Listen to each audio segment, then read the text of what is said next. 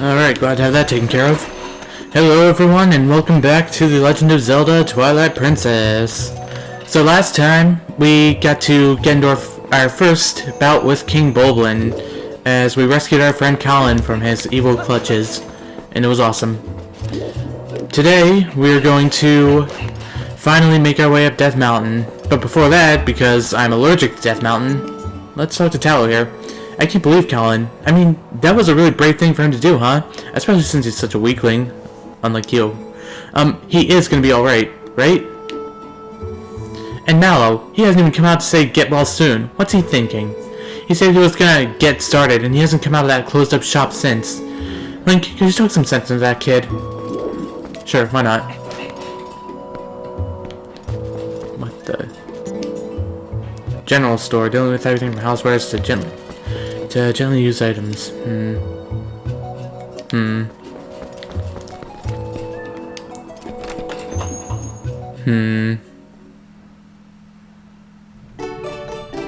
Mallow Mart. What fresh hell is this? Hey, you can look at stuff, but don't you dare just take things. That's my valuable merchandise. You want it, you pay for it. I decided to take on the Sun Man's shop. Buy something. It helps the whole village if you do. Alright, so that's where we get started. So, red potion. This potion replenishes your life energy, keep it in an empty bottle. Wooden shield. 50 rupees. This is a simple shield. It's made of wood, so it'll burn away if touched by fire. And as you might have guessed, there's going to be a lot of fire coming up where we're going. So, Hylian shield. 200 rupees. Limited supply. Don't let them sell it before you buy one. Sounds like a good deal. Island shield costs 200 rupees. Want one or not? I see. I suppose I can part with it because you want to help the village, don't you? You got a Hylian shield. Press Z to defend yourself. It's metal and will never burn. So there we go. Maybe I can't become a hero, but I figure I can help people out with heroic business deals. You'd better work hard too. So now we have the Hylian shield. A shield with a Hylian crest. Defend attacks with Z. It's metal and will never burn. So now at long last we have the Hylian shield. So like it says, it's metal, and since there's a lot of fire where we're about to be going, you're gonna need this shield. Not only is it an improvement over the Ordnance shield through that, but it also just looks cooler. Anyway, it's an iconic item from Zelda history, so I don't need to tell you that much about it. Next up, before we get moving on to Death Mountain, we're gonna be taking a look inside this house because there's something important for us in there. It's nice being human Link and being able to open doors. So yeah, as you can tell, there's not much in this house. Overall, it's a very, very rundown village. However, there's one thing for us. You caught a female ant. Bug fans, all that blah. Alright, can't use a sword in here. At long last, I can start picking up rupees and doing stuff with them again. You know, actually having them add to my account and everything. That's nice. I wonder if I should go back to the Forest Temple and just pick up that one treasure chest that I wasn't able to get before. I had a red rupee in it, if you remember. Anyway, that's not all that we can take care of here.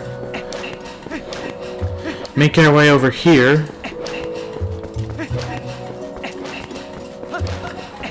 And go through here.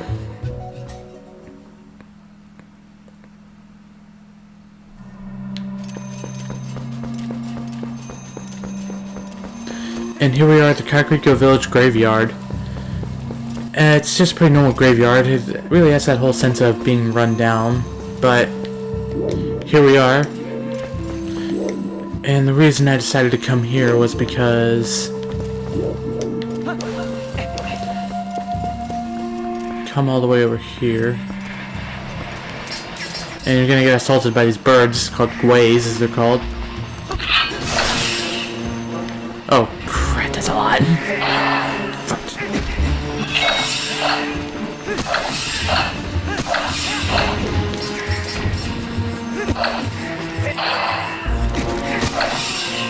This is not going well for me. Maybe the slingshot will deal with you. Yeah, slingshot's good against these guys. Anyway, the reason I wanted to come here was because of the female ant. or not the male, and blah. And of course, because we've been playing this game for so long now, we know that torches are always mysterious objects that need lighting.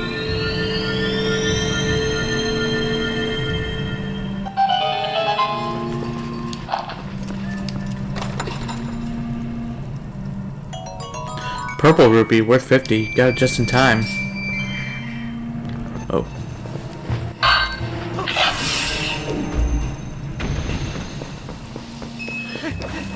Ooh. Where'd my money go? Where's my money? It's probably despawned by now. Dang it. Anyway, that's all I wanted to show here. So, finally, at long last, we can go up Death Mountain. So we reached the base of Death Mountain once more. And we, just like last time, we make our way up. Slowly.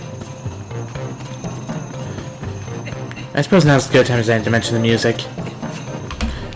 It's a remix of the Goron City theme from Ocarina of Time. Nice little touch. Oh, you are back again, human? You will never pass. You cannot hope to match our brute force. And of course, just like last time, this Goron's gonna stop us, but unlike last time, we have a means of stopping him.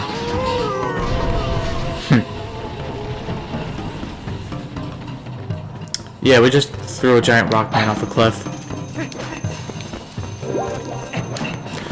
Alright. Feel so... Oh! So that's what you're gonna have to deal with as you make your way up Death Mountain. A bunch of Gorons are gonna be coming up out of nowhere and attacking you. I don't recommend wearing the Iron Boots all the way up because it would take forever. You just need to kind of keep them at the ready.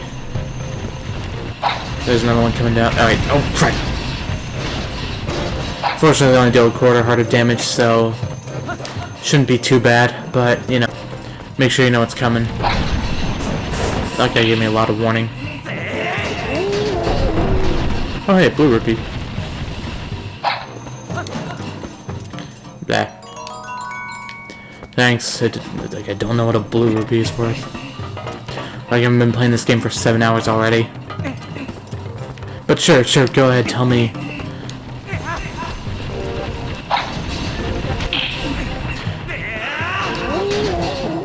You know, I was gonna open with this snarky joke about how healing from a hot spring Breath of the Wild takes forever, whereas in Twilight Princess they don't waste your time with that. But you know, I don't want to anymore because because we have Bulblins shooting arrows at us. But because they waste your time with rupee values and explaining them to you, even though you should be well aware of what each rupee is worth by now. So, make our way through. Oh. So that's another thing. As you can see, you can actually walk right past these steam vents without worrying about getting knocked over with the Iron Boots. Another way that they're useful.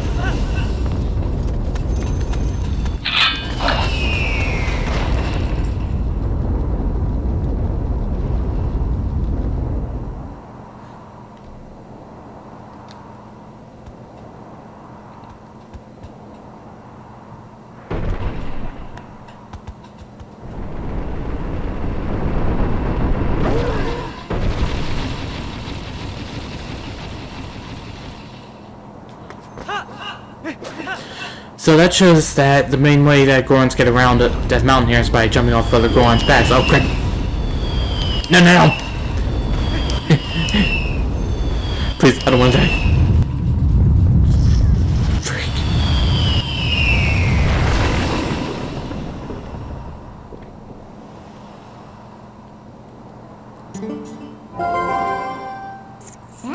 Whoa, this looks dangerous. Is this a traditional Death Mountain welcome? Yeah, it's a giant rock. Remember that rock. So we have these Gorons want to attack us. You just shield bash them, and they curl up into a ball. And you can leap off them. Make sure to be holding forward while you're jumping off them in order to properly place your direction. Oh, oh my god. Oh, yeah, you're too far away. Can't be bothered. Dang it. No. Too far away. Not your problem anymore.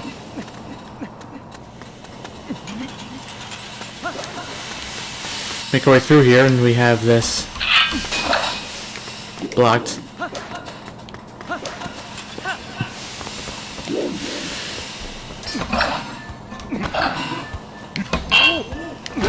So another thing you can do is your attacks, their attacks will bounce off your shield, and they'll be stunned for a minute. That's your opening to strike. Just simply one attack will curl them up into a ball again. No, I have to say, we did learn that shield attack at the right moment. Couldn't think of a better time to use it.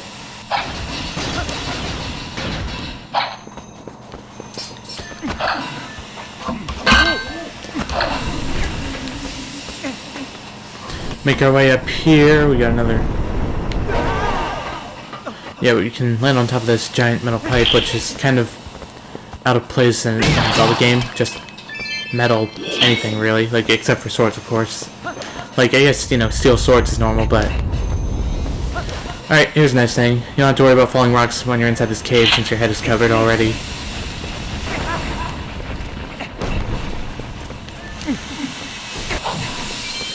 You might be wondering why I'm going on my way to pick up every single rock. That's because sometimes they'll drop a heart, and I'm, 3/4 of a heart short of full health, so I figured why not. That kind of goes to highlight a problem that the entire Zelda series has been dealing with for quite a while now. It's the difficulty, or lack thereof. Anyway, here's another way to make life easier on yourself, and something just incredible. There have been few sumo matches lately. So talk about boring, brother. I suppose it's because young Gorons these days have no interest in old arts like sumo. And former powerhouse scorer Koron is an elder. There's not much we can do, brother. Look at this. The Gorons are taking a break. Sitting in a hot spring warms up your body and soul and gradually fills you up with energy, brother. Even Gorons need to cleanse their spirits once in a while. And that's why they're not gonna bother with you. Sitting in an open air bath at night is the best, brother. I could spend countless hours in here looking at the stars. Nope, don't care. No, I'm on break, not my problem. Nice and hot, just how I like it. What is a human doing here? I thought the elders told us not to let humans near the mountain, but I suppose it's no business of mine. Come into the hot spring and refresh yourself, brother. Hey, we're on break, we don't care. It's like new fruit flies. It's like fruit flies at work. It's like any other time of the day I have to deal with those. It's like, great, I got a bunch of fruit flies to kill. I'm on break, drinking chocolate milk. Not my problem. The fruit flies can go. As long as they're not biting me, is it really a problem? Look, step out of the hot spring. Now the Gorons care. You gotta love these guys. You just gotta love them. Got a steam vent to deal with, but once again, simple matter of the iron boots. I like how they're scripted to just not. How the ones on side are scripted to just constantly erupt, no matter, as long as you're close to them. But as I was saying before, Zelda games are just easy. Too easy, like, as a whole. Even, Breath of the Wild is one of the more, intense Zelda games we've had, especially in recent years. But it's still it's not very difficult once you know what you're doing. I guess that goes for any game, but with Breath of the Wild it feels especially true. And the main reason for that is because they're just too eager to give anything and everything you might possibly need to you.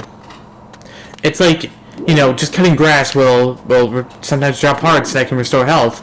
You got potions that you can drink, you got to restore health, which, once again, because of the sheer volume of health that's already available in the game, healing potions are just largely unnecessary for experienced players. And, right there, I broke those pots and hearts dropped out. Sometimes enemies will drop hearts, which just kind of raises the question of, why bother having enemies in the game if they're going to heal you upon death? It's like, they're just too eager to help you, and I think that it's a problem to an extent. It's like they want to make Zelda games easy and accessible, but enough is enough, you know? Or in this case, too much is too much. I do appreciate Breath of the Wild for trying to be more difficult, but I think that Breath of the Wild 2 should even go even further and like not making health and powerful meals that you can eat so readily available. But that's a rant for another time, I guess. Either way, here we are. Enough!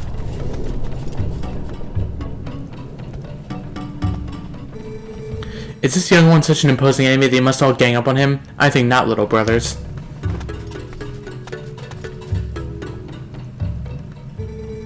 I am a Goron elder, little human. I am called Kor Goron. Because of certain circumstances, I must lead the Goron tribe in place of Darbus, our tribal patriarch. Tell me, little human, do you come from the village below? You have done well to come this far. You are strong, for a human. However, the mines beyond here are sacred to my tribe. Outsiders are not allowed. Unless...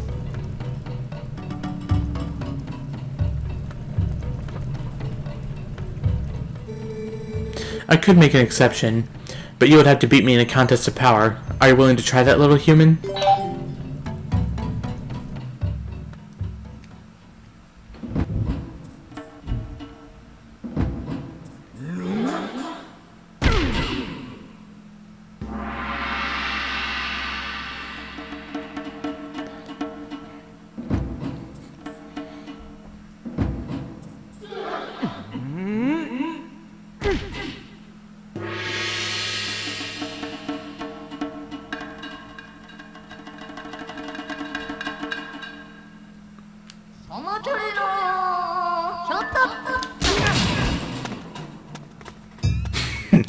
I forgot you have to equip the iron boots before you walk in. Your body is skinny, brother, and so you are too light. You do not stand a chance. Try again later, brother. I think he's telling me to gain some weight. Alright, let's try it again. Hey, what is it? Do you want to try again, little human? You think you're tough, do you? Let us find out.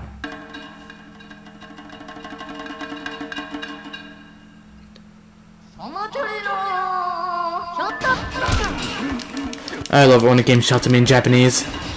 Alright, so it's just like... So it's sumo wrestling, just like before, only with the iron boots. You have to have these equipped or else...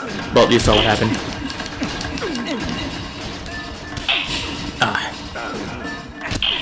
Alright, that ought to do it.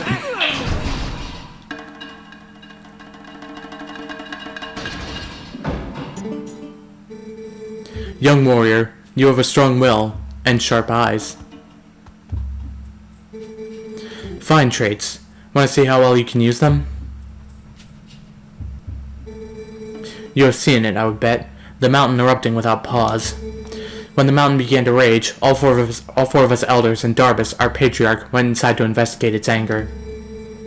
We have a treasure that was entrusted to us by the spirits, and we must protect it. Do you understand? But the moment Darbus reached out and touched the treasure, everything went wrong. He collapsed, and before our very eyes, transformed to an unspeakable monster. He began to rage through the mines, trailing ruin behind him, and the eruptions grew more frequent and more severe. We used all of our strength to seal him deep inside the mountain. It grieved us to do this to our patriarch, but we had no other course of action. I ask this favor of you, young warrior. Go to the aid of Darbus. Make no mistake, the spirits have guided you here. I, Gor Koron, need your help. On behalf of my entire clan, I ask you for your aid. You two, let the young warrior pass.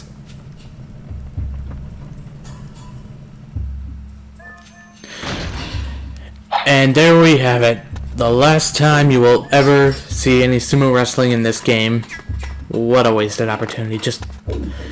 I for one really enjoy the sumo wrestling, and the fact that you only need to do it twice in the entire game is just ridiculous to me. Like, think about it. People made that sumo wrestling minigame. They programmed it, they made all the animations, they had to bug test it, they had to make it balance, they had to do everything, and you only do it twice in the entire game. I don't know how much work it took to make the sumo wrestling minigame. Maybe it wasn't that bad, but like, still, no matter how you look at it, like no matter how much work it took, that work was still wasted. Like, that's it.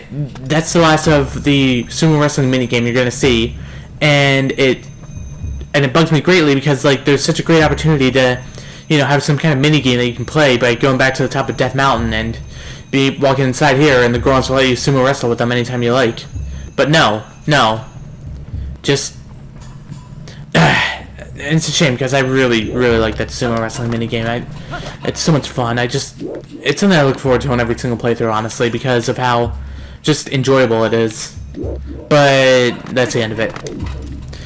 I think that's just really stupid. But anyway, next time on The Legend of Zelda Twilight Princess, we set foot inside of the Goron mines to finally put an end to this whole Goron nightmare that they seem to be having. See you guys then.